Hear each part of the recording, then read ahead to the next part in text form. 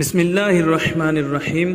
السلام علیکم دوستوں، شیر درندوں میں سب سے معروف جانور ہے۔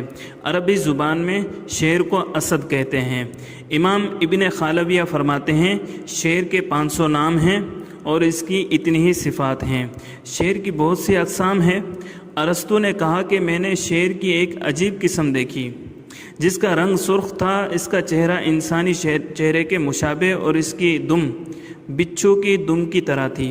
شاید عربی میں اسی قسم کے شیر کو الورد یعنی گلاب کہا جاتا ہے۔ اس قسم کا ایک اور شیر بھی ہے جس کی شکل گائے کی شکل سے ملتی جلتی ہے اور اس کے کالے سینگ ہوتے ہیں جس کی لمبائی ایک بالشت کے برابر ہوتی ہے۔ ماہرین حیوانات کہتے ہیں کہ شیرنی کے بچہ دینے کا طریقہ عجیب و غریب ہے کہ شیرنی گوشت کا ایک بے حس و حرکت لوتھڑا پیٹ سے نکال کر زمین پر پھینک کر اس کی 3 دن حفاظت کرتی ہے، پھر شیر اس پر پھونکے مارتا رہتا ہے یہاں تک کہ اس لوتھڑے میں روح پیدا ہو جاتی ہے۔ اس کے بعد اعضا وغیرہ بننا شروع ہو جاتے ہیں اور وہ لوتھڑا شکل اختیار کر لیتا ہے اور شیرنی دودھ پلا کر پرورش کرتی ہے۔ پھر بچہ 7 دن کے بعد آنکھیں کھول کر اس دنیا کا مشاہدہ کرتا ہے اور 6 ماہ بعد اسے اپنی ذمہ داری کا احساس ہوتا ہے۔ ماہرین حیوانات کہتے ہیں شیر بھوک کی حالت میں صبر کرتا ہے، پانی کی حاجت بہت کم محسوس کرتا ہے۔ شیر کی خوبیوں میں سے یہ بھی ایک خوبی ہے کہ وہ دوسرے جانوروں کا شکار کیا ہوا جوٹھا نہیں کھاتا۔ اگر شکار کھاتے ہوئے شیر کا پیٹ بھر جائے تو بقیہ اسی جگہ چھوڑ دیتا ہے اور پھر اس پر نہیں آتا۔ جب شیر کو شدید بھوک لگتی ہے تو بد مزاج ہو جاتا ہے، لیکن جب شیر کا پیٹ بھر جائے تو سست ہو جاتا ہے۔ شیر کتے کا جوٹھا نہیں پیتا۔ شیر کی یہ بھی خصوصیت ہے کہ وہ شکار کو چبائے بغیر اپنے اگلے دانتوں سے نوچ کر کھاتا ہے۔ شیر کی خصوصیت یہ بھی ہے کہ وہ بہادر اور دلیر ہوتا ہے، لیکن اس کے ساتھ ساتھ اس میں بزدلی اور کم ہمتی بھی پائی جاتی ہے۔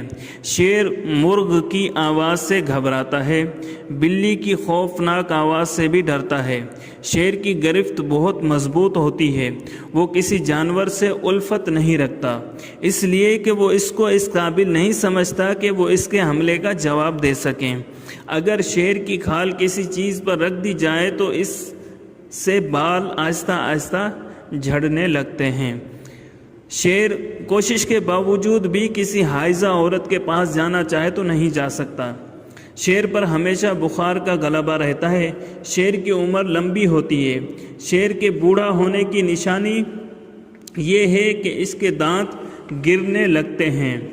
نبی اکرم صلی اللہ علیہ وسلم نے عتبہ بن ابی لہب کے لیے بد دعا فرمائی کہ اے اللہ، اپنے کتوں میں سے ایک کتا اس پر مسلط کر۔ پس عتبہ کو مقام زرقہ شام میں ایک شیر نے حملہ کر کے کھا لیا۔ نبی اکرم صلی اللہ علیہ وسلم نے شیر کی ایک ٹانگ اٹھا کر پیشاب کرنے کی وجہ سے شیر کو کتا کہا۔ دوستو، امام اعظم ابو حنیفہ، امام شافعی، داؤد ظاہری بلکہ جمہور اہل علم کے نزدیک شیر کا گوشت حرام ہے۔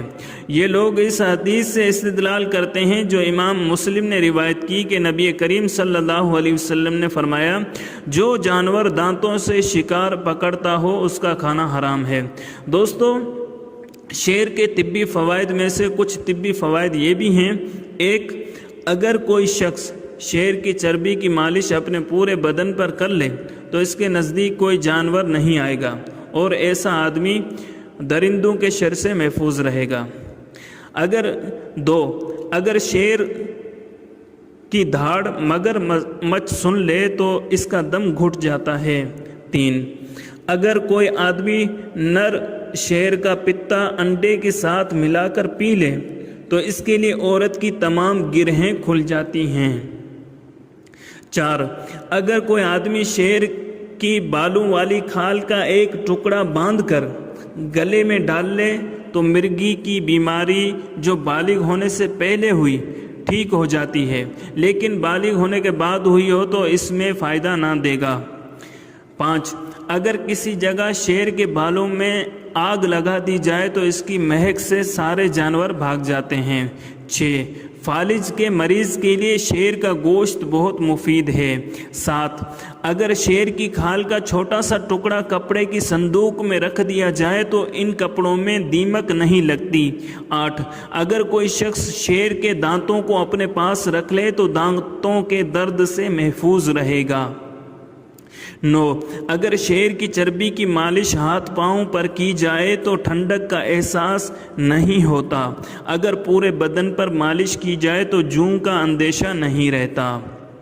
10، ہرمس کہتے ہیں کہ شیر کی کھال پر بیٹھنے سے بواسیر، پاؤں کا درد اور انگوٹھے کے درد جیسے امراض کا خاتمہ ہو جاتا ہے۔ 11، شیر کی پیشانی کی چربی عرق گلاب میں ملا کر چہرے پر لگانے سے عوام کے ساتھ ساتھ بادشاہ بھی مرعوب ہوتے ہیں۔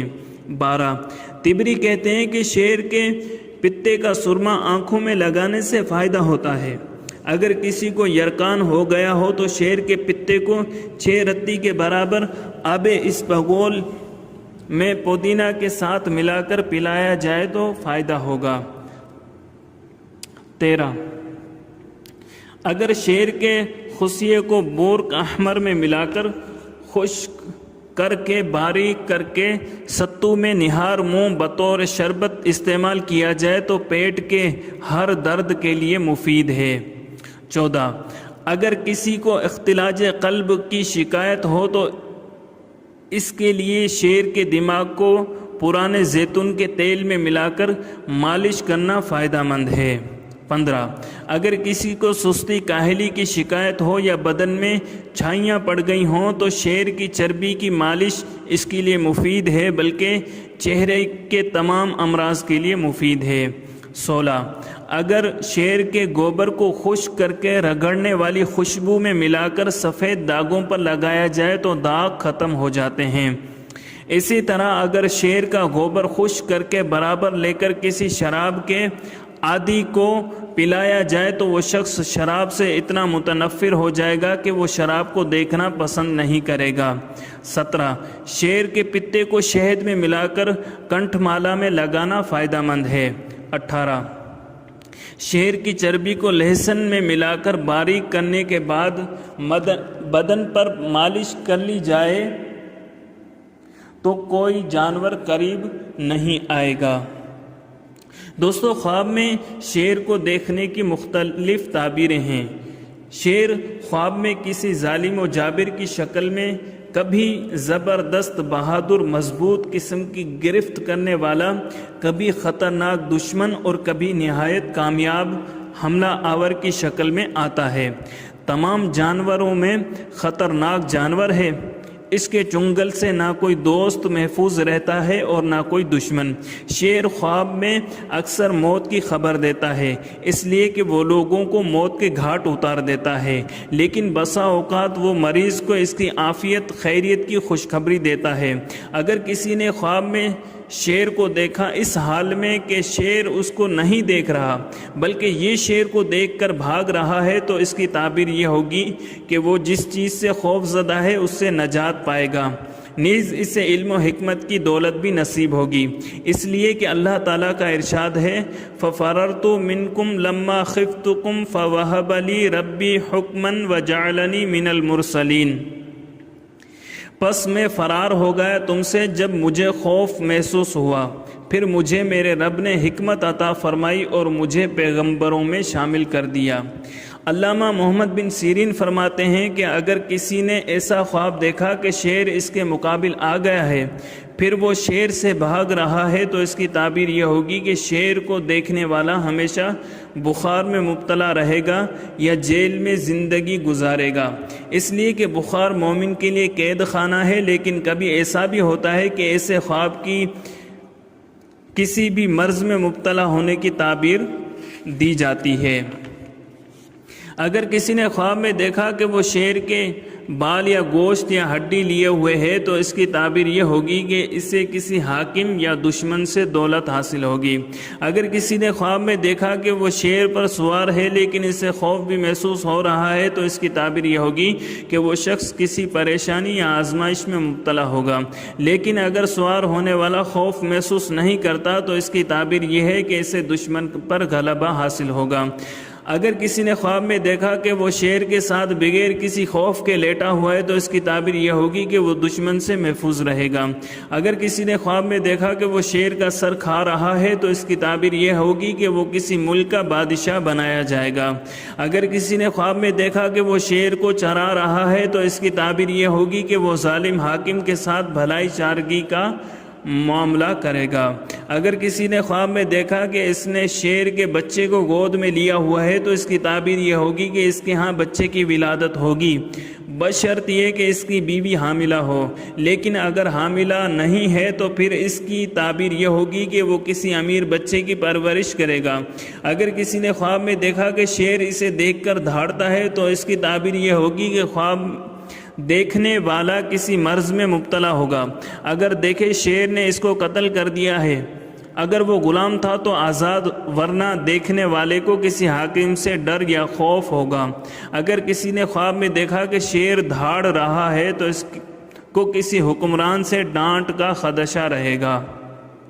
اگر کسی نے خواب میں دیکھا کہ شیر اس کی خوشامد کر رہا ہے تو اس کی تعبیر یہ ہوگی کہ اس سے عجیب و غریب امور سرزد ہوں گے، بلکہ بعض اوقات اس کی یہ تعبیر ہوگی کہ دشمن پر غلبہ حاصل ہوگا۔